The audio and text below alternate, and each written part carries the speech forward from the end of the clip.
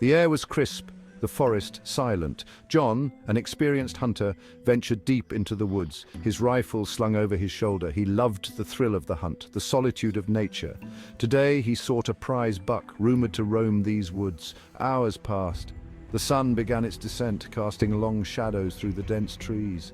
John still hadn't caught sight of his prey. He decided to head back, but a strange unease settled over him. The woods seemed familiar. John checked his compass. He was lost.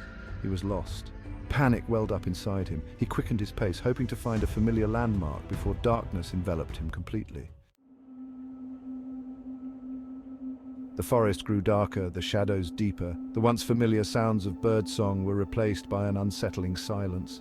John's heart pounded in his chest, each rustle of leaves sending shivers down his spine. He stumbled on, desperation clawing at him. The air grew heavy, thick with an unseen presence. John felt a chill despite the mild evening, a cold that seemed to emanate from within the woods themselves. He stopped, listening intently. A faint whisper seemed to dance on the wind, a whisper that sent a wave of fear washing over him. John was no stranger to the woods, but this felt different, wrong. He pushed onward, his fear a tangible thing now. The whispers grew louder, circling him, taunting him. He couldn't make out the words, but the voice was filled with a sorrow that chilled him to his core. John broke into a run, his breath catching in his throat. The trees seemed to press in on him, their branches reaching out like skeletal fingers. He tripped on a gnarled root, falling heavily to the forest floor. As he lay there, his heart pounding against his ribs, he saw her, a figure, shrouded in white, hovering between the trees. Her long black hair cascaded down her back, obscuring her face from view. John scrambled back, his blood turning to ice in his veins. The figure glided towards him, her bare feet not seeming to touch the ground. He raised his rifle, his finger trembling on the trigger. "Who are you?" he croaked, his voice barely a whisper. The figure continued to float towards him, her sorrow palpable now. She raised her head and John recoiled in horror. Her face was as white as bone, her eyes hollow sockets. John stumbled back, his rifle falling from his grasp. The ghostly figure reached out a hand, her touch sending a jolt of icy fear through his body. He was paralyzed, unable to move, unable to breathe. The ghost's touch seemed to pull at him, dragging him down into the depths of her despair. He saw flashes of her life, a life cut tragically short, a life filled with pain and sorrow. Then, as quickly as it had begun, it stopped. The ghostly figure released him, her form flickering like a dying flame. John lay on the cold ground, his body trembling, his mind reeling from the encounter. He looked up, his gaze drawn to head. There in the center was a dilapidated well, its stone rim crumbling with age. The ghost, now a wisp of smoke, drifted towards it, her sorrowful cries echoing through the trees. John, his fear momentarily forgotten, cautiously approached the well. As he peered into its depths, a wave of dizziness washed over him. He saw her again, the ghostly figure, but this time she was alive, struggling to stay afloat in the dark water. He reached out, his hand passing through the apparition. He realized with a sickening feeling that she wasn't a ghost, not in the traditional sense. She was trapped, her spirit tethered to the well, forced to relive her final moments over and over again. John knew he had to help her, but how? He was just a hunter, lost and alone in the woods. What could he possibly do to free a trapped spirit? He sat by the well, his back against a gnarled tree, and tried to think. The night was silent, save for the occasional rustle of leaves and the distant hoot of an owl. The well, ancient and covered in moss, seemed to hold secrets of its own, whispering tales of the past to those who dared to listen. The night was growing colder, the air thick with the woman's despair. It was as if the very atmosphere was saturated with her sorrow, making it hard to breathe. The mist swirled around him, adding to the eerie ambiance, and John felt a shiver run down his spine.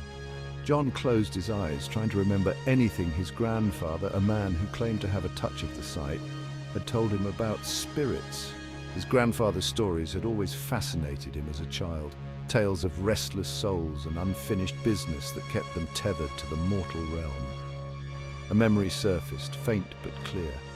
He could see himself as a young boy, sitting by the fireplace, listening intently to his grandfather's tales. The old man's voice, though raspy with age, had a certain authority that made every word seem like a profound truth.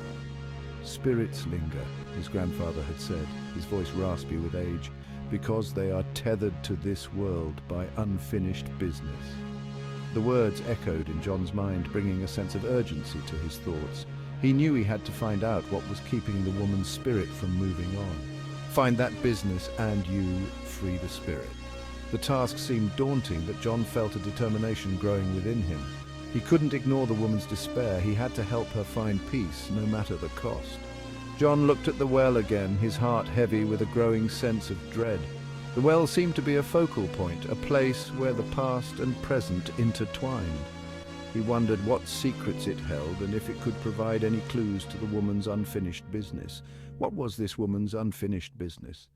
The question gnawed at him, making him feel restless and uneasy.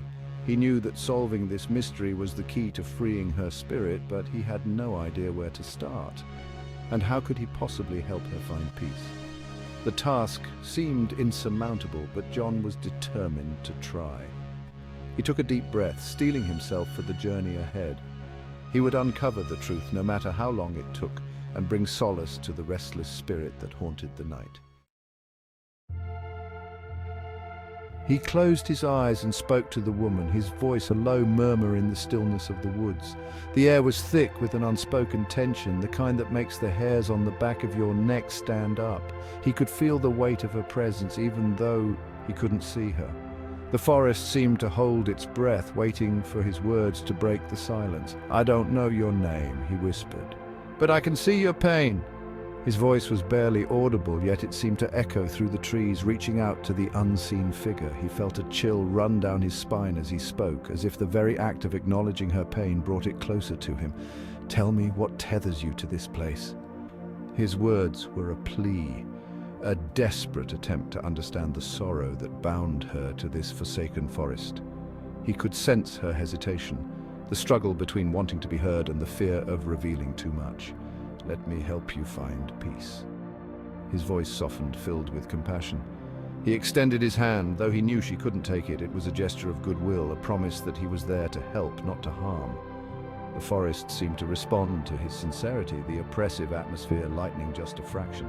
The wind picked up, swirling around the well. Leaves danced in the air, creating a vortex of movement that seemed almost alive. The well stood as a silent sentinel, its dark depths hiding secrets that had long been forgotten. The ghostly cries intensified, filled with a desperate longing.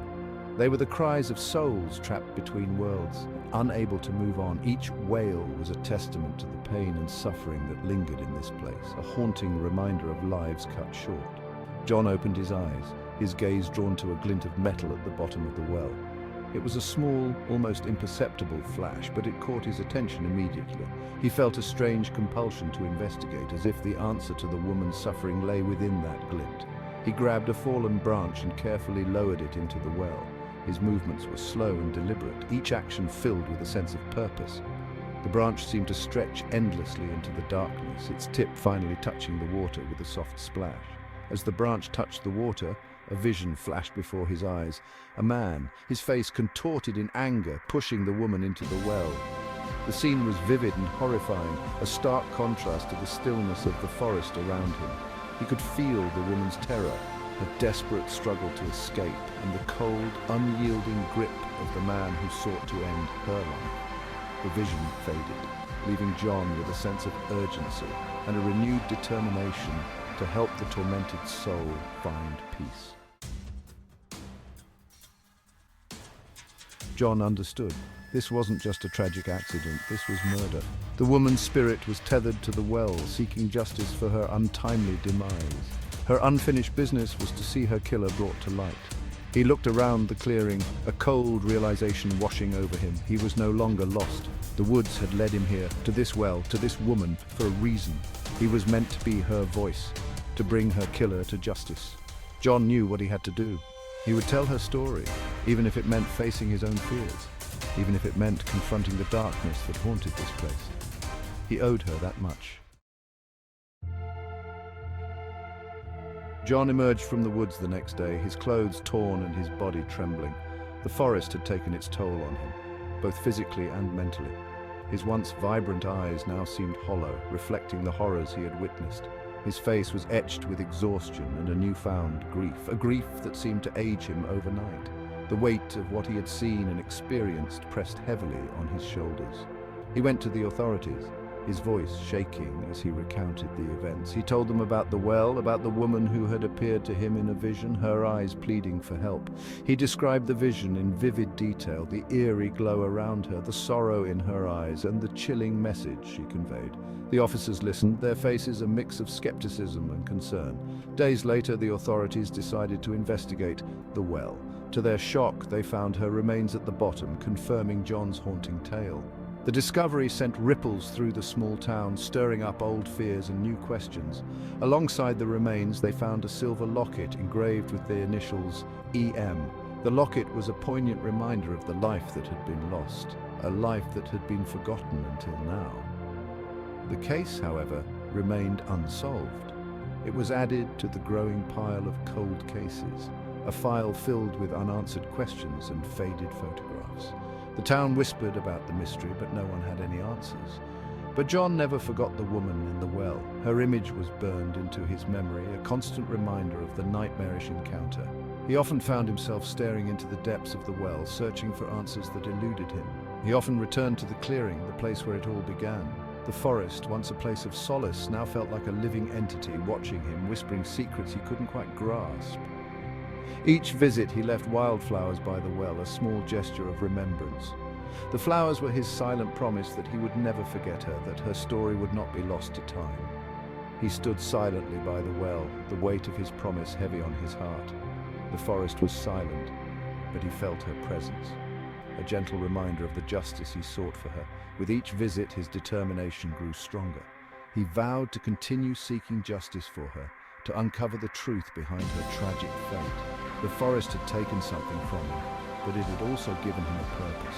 He carried the weight of her memory with him, the locket a constant reminder of the life that had been lost. It was a burden, but also a beacon, guiding him through the darkness.